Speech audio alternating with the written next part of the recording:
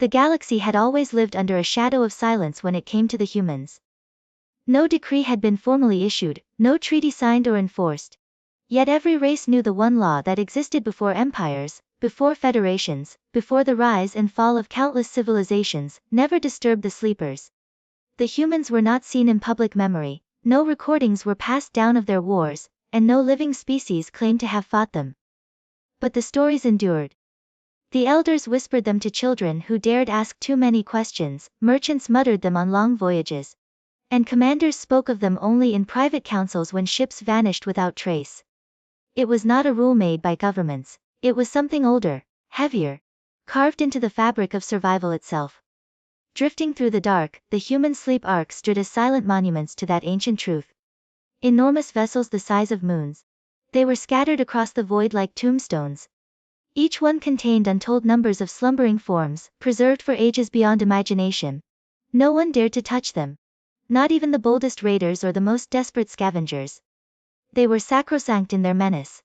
The presence of an arp on a star map was reason enough to reroute trade lanes, abandon colonies, or cede whole regions of space to emptiness. To most species, it was easier to pretend the humans had never existed at all than to dwell on the possibility of their return.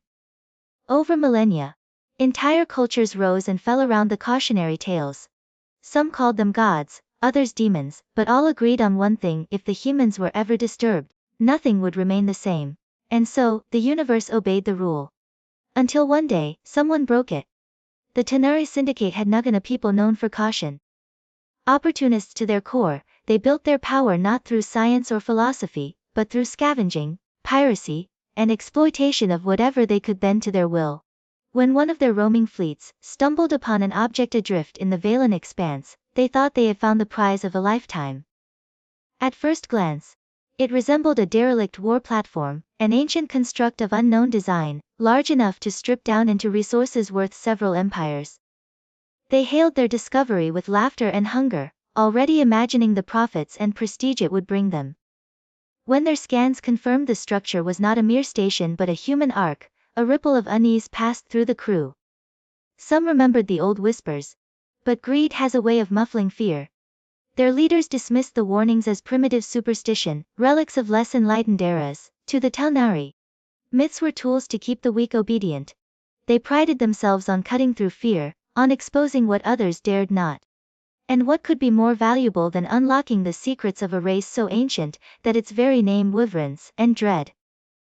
So they cut into the ark. Steel holes groaned as drills bit through walls not meant to be breached. They broke through sealed corridors that had not seen light for millennia. Inside, they found technologies incomprehensible, chambers full of artifacts that resisted every attempt at analysis. The deeper they ventured, the more their arrogance grew. The humans, it seemed, were nothing but long-forgotten corpses entombed in a drifting crypt.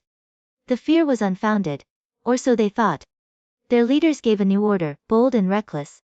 Thaw one of the sleepers and see what lay inside. That decision sealed the fate of the galaxy. The chamber hissed as ancient locks disengaged, releasing vapors that had been sealed since time immemorial. Frost clung stubbornly to the glass, and behind it, a figure stirred.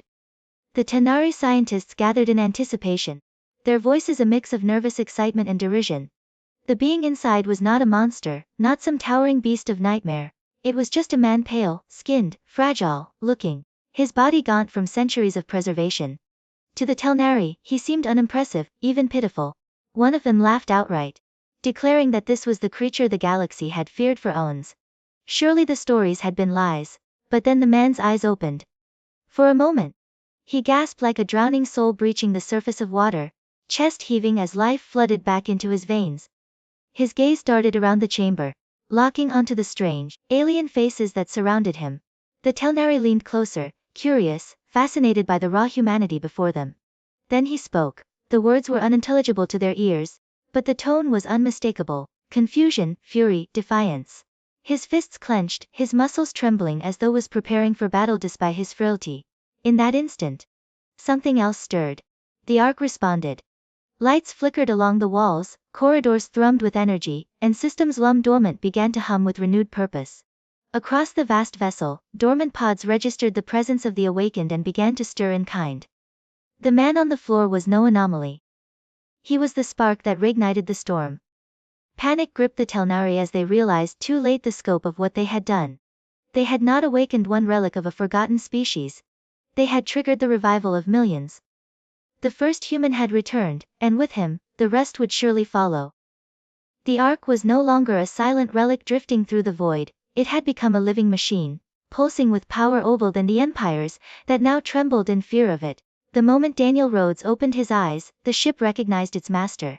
Vast conduits lit up like veins under flesh, humming with energy that rippled through the colossal structure. Doors that had been sealed for epochs slid open, systems recalibrated themselves, and weapons, once thought to be part of the whole, unfolded into terrible configurations that no living species had words for. The Ark was awake, and it was angry. The Telnari tried to retreat. Their scavenger fleet scrambled to disengage, sending desperate signals to their motherships, but the Ark had other plans. Its automated defenses reconfigured the surrounding void, trapping the invaders in a web of energy fields that no engine could breach. One ship attempted to fire on the Ark, and in return, it was reduced to molten fragments in less than a heartbeat. What the Telnari had mistaken for a derelict tomb was a fortress, still loyal to its long slumbering inhabitants. All around Daniel, the pods began to unlock. First in dozens, then in hundreds, then in cascades of thousands. The glass shells cracked and hissed as more humans drew their first breaths in millennia. Men and women emerged, confused but instinctively aware, their eyes flashing with the same raw determination their ancestors had once carried into war. They were weak, yes, their bodies untested by time, but the Ark sustained them, feeding their lungs, steadying their hearts, surrounding them with weapons and armor designed for their hands alone. The scavengers' fear turned to horror as they understood. This was no isolated awakening. It was the rebirth of an entire species, and there would be no stopping it now. The signal from the Ark's awakening tore across the void like a thunderclap, echoing through hyperspace relays and forgotten channels that no one had dared listen to for ages. It was not a message in words but in power, a pulse of energy so vast that every listening post, every starship, and every planetary hub within 100 light-years felt it. Across the galaxy, governments froze as their sensors confirmed what none wished to believe: a human sleep Ark had stirred. What followed was not disbelief but dread. For deep in the memory of every civilization lay fragments of stories about what happened the last time humanity walked among the stars. The Council of Worlds was summoned in emergency session, a gathering of species that had never agreed on anything, bound now by shared terror. Delegates crowded into vast halls, their voices a storm of panic.